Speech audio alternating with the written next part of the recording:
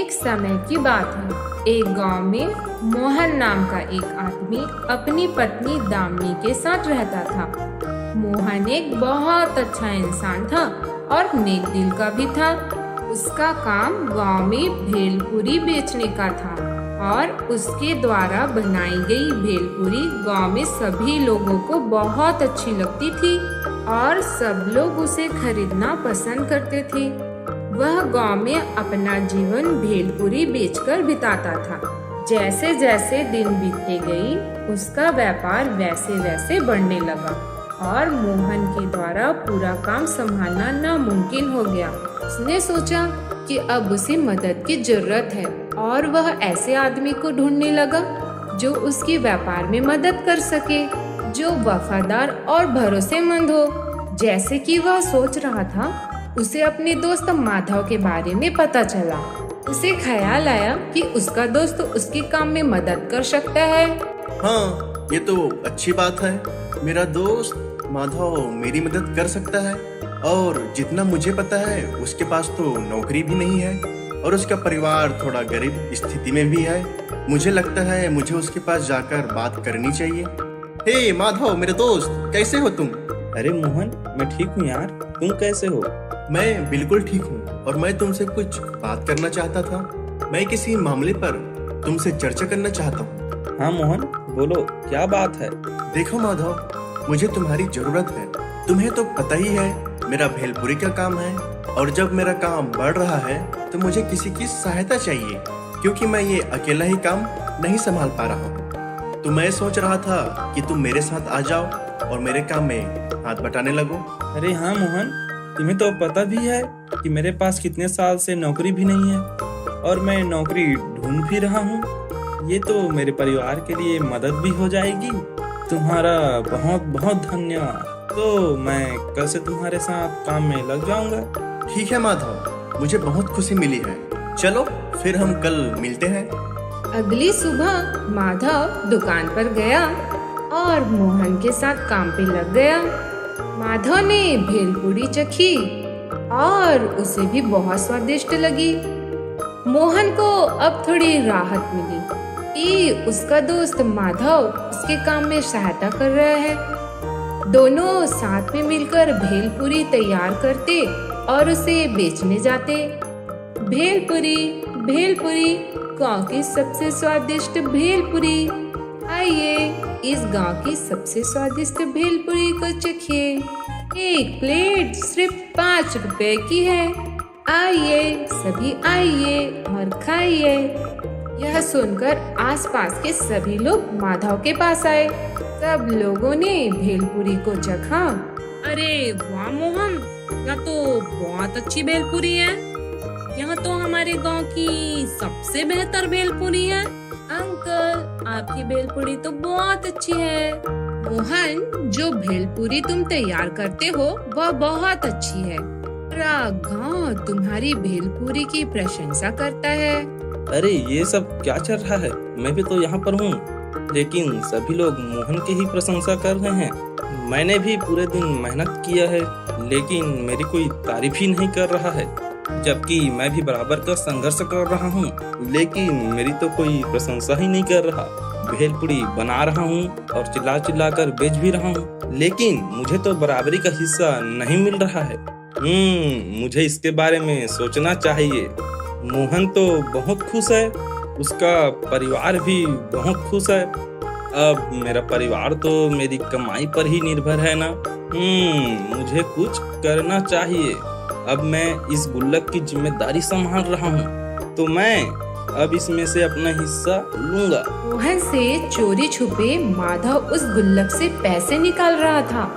वह हर दिन गुल्लक से पैसे निकालता और मोहन को सौंप देता और घर चला जाता था। कुछ दिन ऐसे ही बीत गए और विष्णु को ऐसा एहसास हुआ कि उसे व्यापार में कुछ कम लाभ हो रहा है। दिन उसने गुल्लक को देखा और सोचा गुल्लक में तो पैसे भी कम है। माधव, सुनो भाई, मुझे ऐसा लग रहा है कि हमें इस काम में अब कम लाभ हो रहा है और इन दिनों पैसे भी कम आ रहे हैं। मुझे नहीं पता ये सब कैसे हो रहा है। हम भेलपुरी तो उतनी ही बेच रहे हैं। हाँ दोस्त, मेरी बात सुनो। हमें कम लाभ इसलिए हो रहा है क्योंकि हम भेलपुरी को कम पैसे में बेच रहे हैं। फिर मोहन सोच में पड़ गया। मुझे समझ नहीं आ रहा कि ये क्या हो रहा है। जब मैं अकेला व्यापार संभाल रहा था तो लाभ भी ज्यादा हो रहा था, और अभी भी मैं देख रहा हूँ कि लोग तो भेलपुरी बहुत पसंद कर रहे हैं, मगर कमाई उतनी नहीं हो रही है। तो क्या माधव पैसे चुरा सकता है? नहीं नहीं, माधव ऐसा नहीं कर सकता। लेकिन वो तो मेरा एक अच्छा दोस्त है।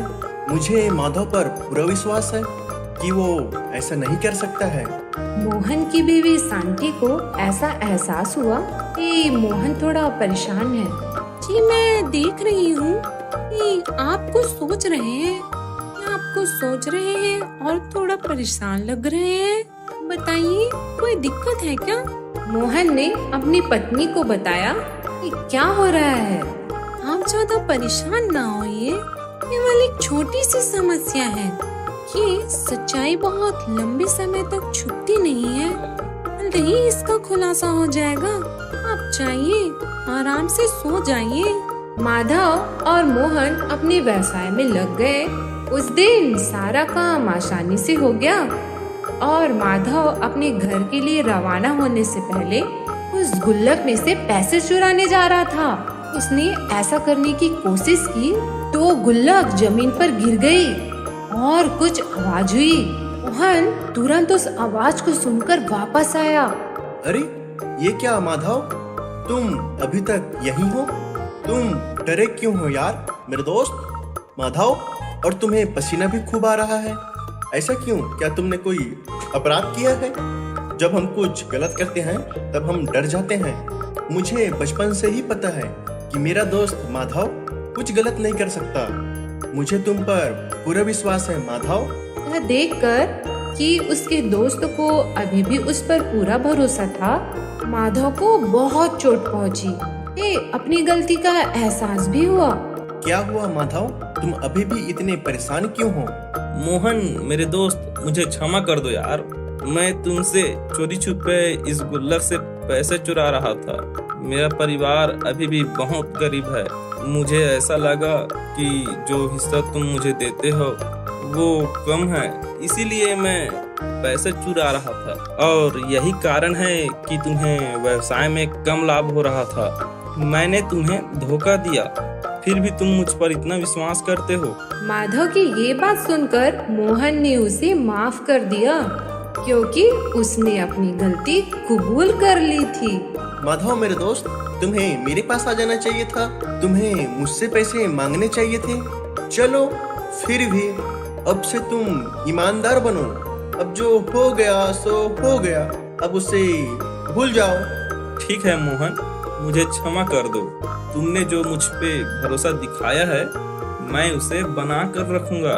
हे भगवान, मुझसे ये क्या गलती हो गई? मैं गुस्से में था और मुझे यह लग रहा था कि मेरे काम को कम मान्यता मिल रही है और मैं पैसे चुराने लग गया।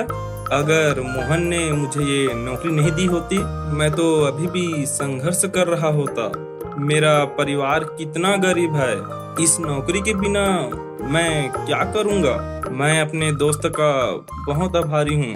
अब से मैं वफादारी के साथ अपने दोस्त मोहन के लिए काम करूंगा। मोहन माधव से बहुत खुश था, क्योंकि उसने अपनी गलती स्वीकार कर ली थी। मोहन अपने दोस्त के बारे में गलत नहीं सोचना चाहता था, तो उसने तय किया कि उसे भी अब बराबरी का हिस्सा देगा, कि वह भी पूरी मेहनत कर रहा है पूरी बनाने में और उसे बेचने में। ये दोनों खुशी खुशी व्यवसाय में वापस लग गए और खूब ईमानदारी से काम करने लगे। तरह उनका व्यवसाय बढ़ता रहा और दोनों खुश थे।